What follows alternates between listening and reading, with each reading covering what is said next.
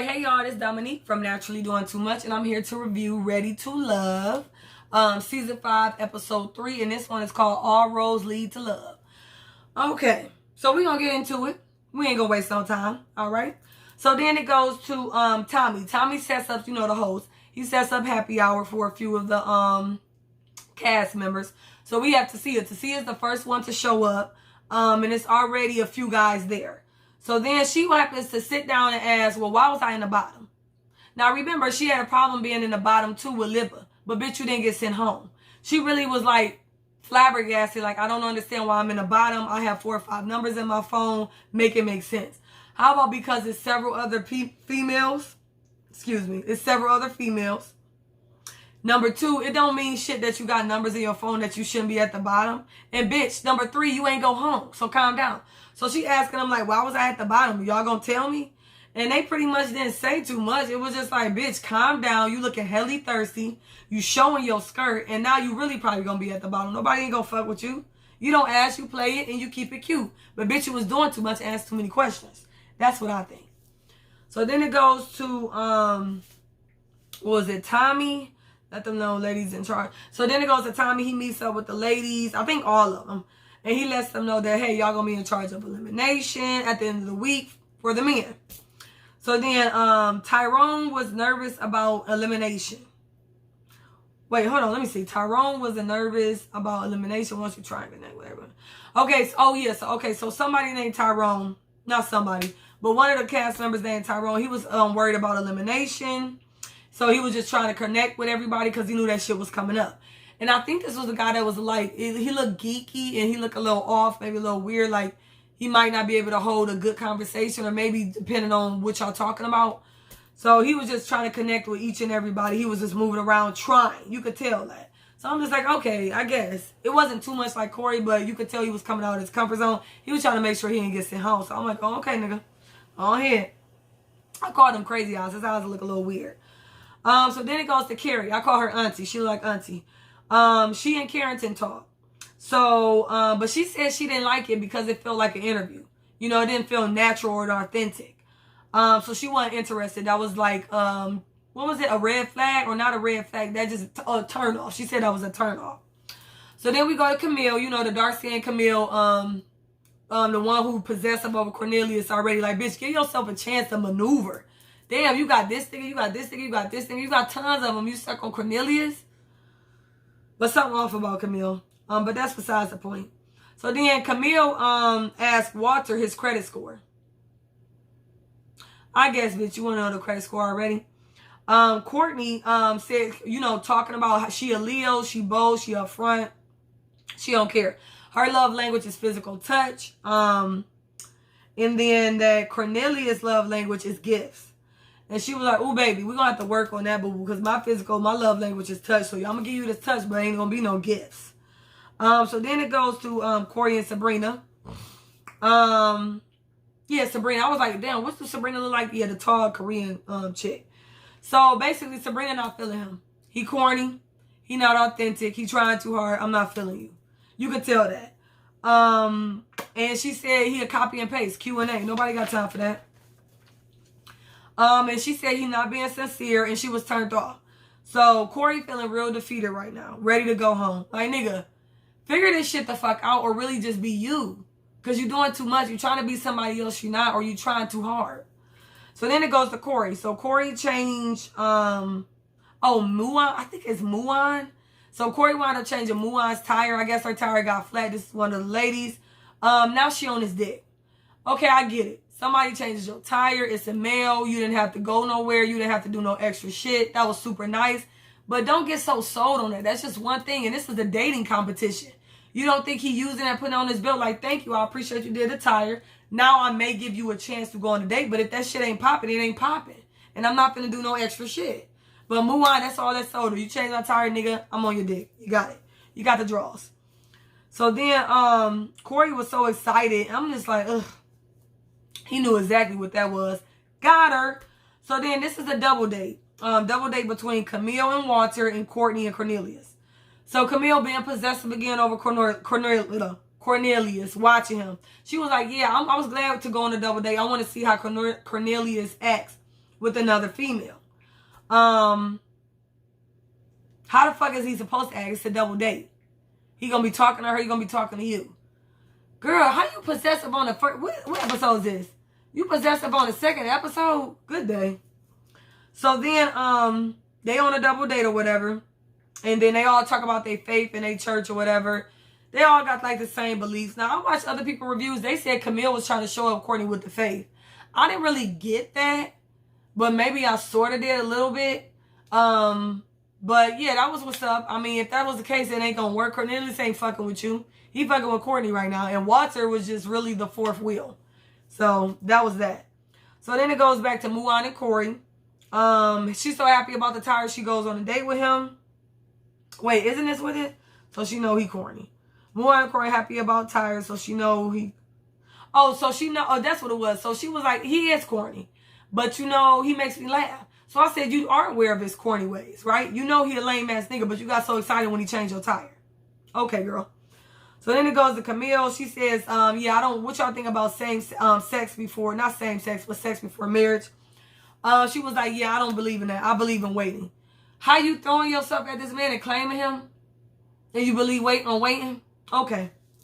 Courtney says, yeah, I need to know what that thing is, what that thing do before we marry. And I said, I don't blame you. I'd be damned if I marry a whole stranger and we ain't had sex. That's a big part of a relationship and a part of intimacy. And we're human beings. We're natural sexual beings. We got to reprocreate. We got to procreate, and then we have sexual needs, desires. You know what I'm saying? So, yeah, if I don't know what your dick look like, I mean, not look like, if I don't know what your dick game is, why the hell would I marry you? That is a big, big plus. I mean, a big minus. Like, or what am I saying? A big thing to have. That's vital. So then Cornelius says, well, yeah, I do believe in marriage, you know, marriage before sex, you know. But if it's a slip up or what, nigga, a slip up, just say, yeah, I'm fucking before marriage. I might try to hold off, but most likely it's not. Stop it. So then Camille is mad at Courtney because she touching Cornelius' knee under the table. Get the fuck over it. He's not your man. This is a competition, and it's only episode 2. You will not be lasting long. I see that, and you're going to be hurt when Cornelius play your ass. So then it goes to Corey. So Corey's so thirsty. They go out into, I guess, a little park area. They sit on a bench or whatever. Then, I mean, not a bench, a tree trunk. So then he's so thirsty, he gets off. He goes behind her and basically humps on her. Like, nigga, that's elementary. I remember niggas in middle school used to do that shit. Just get behind you to be up on your ass, put the little dick on the ass. That's all you wanted to do. And then you could tell she was sort of uncomfortable, but she didn't know what to do. And she was just like, oh, okay. Wasn't expecting this, but okay. You know, it's like you feel like you obligated because he changed your tire. Oh, no. Sir, I'm going to need you to go back over there. I didn't ask for that. You doing the fucking most. What, because I changed your tire? Because you changed my tire. You know I'm the type of bitch, I would take that bitch the fuck off and just to prove a point and go have somebody put that bitch on. AAA in this bitch. Like, come on now. Stop it. Corey's so thirsty. I mean, what are you humping her for? Ugh, I don't like him. So then it goes to Zadia and Tyrone. So I liked them. I thought they had a good interaction, a good little meeting or whatever. He said, I love her body. Her body is banging. And they held a conversation. So I thought that was cool. So, he basically tells her, you know, I was diagnosed with PTSD and I was hospitalized. And I think he was a veteran. So I'm like, man, that shit is... I'm glad you can be honest and vulnerable, but that shit ain't no joke. I hope you got a hold on that. But that shit is real in the Army. So he said he was deployed 2 times. He felt he had to... what did he say? He felt that he had to... he felt that he had to mention it or whatever. So I was like, okay, I guess. So, or I think I said that. So she said, that's cool. I do breathing exercises, you know what I'm saying? And he was saying how he do breathing exercises. So, connection. So then it goes to Carrington and Aisha. So, Aisha feeling him. She feeling him. She love his cocky, quiet confidence. I'm like, oh, okay, girl, okay. She got teeth for days. I'm sorry, that mouth is just like, but I'm just saying. So they talking or whatnot. She basically keeping it 100 like I was in a long relationship. I got out of it. I had to find myself, build myself. I'm not putting up with no shit. I want my person to be my person. And that's that on that. Simple. And my children are everything to me. So she said, have you cheated before? He didn't get no straight answer. He basically said, well, I never been in a relationship, so I never cheated, but I had situationships. I've been with people but not really been like committed. So it's just like, okay, Carrington. Okay. So she talks about her past relationship, like I said, and she gets emotional about it because I think she said it was a lot. I don't know if she said it was abusive or she just said it was just a lot being with that person. And then she said she got therapy for her kids. Like she said, I had to be right. I said, I know that's what's up. She got therapy for her kids and for herself for being in a relationship for that long. So I was like, that's what's up. So then a group date. So then you got Shiloh, Tasia, Zadia, Dante. And was that it? And hold on. Was it Muan? I don't remember. It's a few of them though. So then they all talking about, you know, what their love language is. Shiloh said my love language is touch. Tasia said my love language is mental stimulation. I said, I know that's right. But she didn't want to share. Like everybody else was sharing more and she just gave that. And you would just slide it over. So bitch, you might be in the bottom too if you're not giving more of yourself in an authentic way. Just saying, Tasia. So then Zadia said, they started talking about, well, what's the craziest place you had a sex in? She said a baseball field. Dante said, well, I had it in the shower. Ain't that a dangerous place? They said, oh, hell no. I think Muad, the Muslim guy, not the Muslim guy, but he dark-skinned, he looked Muslim. Like he would be, you know, that would be what his religion is. He said, yeah, the shower shit, you could slip and fall in that bitch. Ain't that a dangerous space to have sex?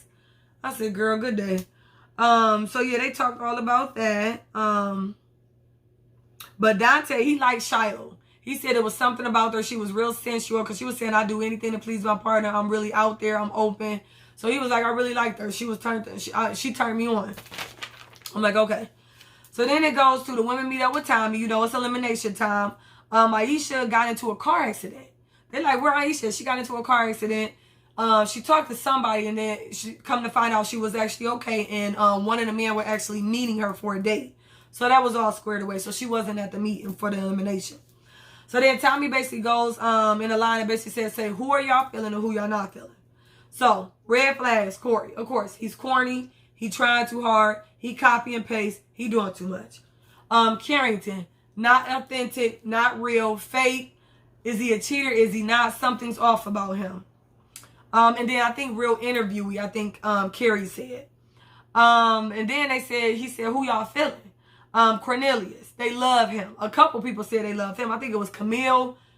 It was Camille, Carrie, and Tasia said they was feeling Cornelius. I like Cornelius too. What I was about to say, so they had that little black spark or whatever. And then they said they was feeling Walter, Tyrone. Zadia and Sabrina said they was feeling Walter and Tyrone. And then Corey. Muan said she felt Corey. She said originally I didn't, but he changed my tire. You know I gotta be on the nigga dick. Shame on you. Carrie. Carrie said Tyrone told her there was no connection shared with Carrie said was it Carrie? I think it was Shiloh. Oh no. I don't remember, but I think somebody said Carrie said I don't like Tyrone because he said it wasn't a connection. And then Shiloh said he called me and said it wasn't a connection with y'all and he didn't know how to express it or something. And then Carrie like, well, how come he couldn't just tell me? I don't understand why he would call you. Make that make sense. Yeah, I thought that was a little weird too. And then Courtney says, oh, I know Carrington for 5 years. I don't know if she said anything bad about him, but I think it was just like neutral. She was like, yeah, I know Carrington for 5 years. He looking for love, I guess. And then Carrington snapped on Sabrina on the phone about age difference. Sabrina said we was talking and he snapped on the phone about basically like what we doing here or something about the age difference. And she was like, oh no, boo-boo, this is a red flag. So I was like, oh, okay, he's done. So then it goes to Tasha and Corey. Tasia and Corey. So they go out and meet. So I'm guessing this is the part where they always have another cast member let them go. Like the bottom two, maybe after this. I don't know if this is a one-time thing or this is how they do it moving forward. It's 4 cast members, 2 in each group, and then 1 lets the other one know what they could do better or if they've been eliminated, I'm assuming. So it's Tasia and Corey and then Camille and Carrington. So Tasia and Corey basically, they go on a little date or whatever. So she basically let them know the lady's not feeling you. You corny. You trying too hard. You're not making genuine connections. So you need to get it together, basically. Yeah, corny nigga. Camille and Carrington. So Camille basically said, why you here? And he was like, no, I thought we was on a date. Well, she basically tells them, like, I called you on a date. Called him on a date. There was a consensus. So she was like, there was a consensus. So a lot of people not feeling you. They say you calculated, not genuine. And he just really wanted to enjoy the day. He was acting like he didn't know why he was there. So that's why I'm like, I'm confused. Because Carrington, you're confusing me.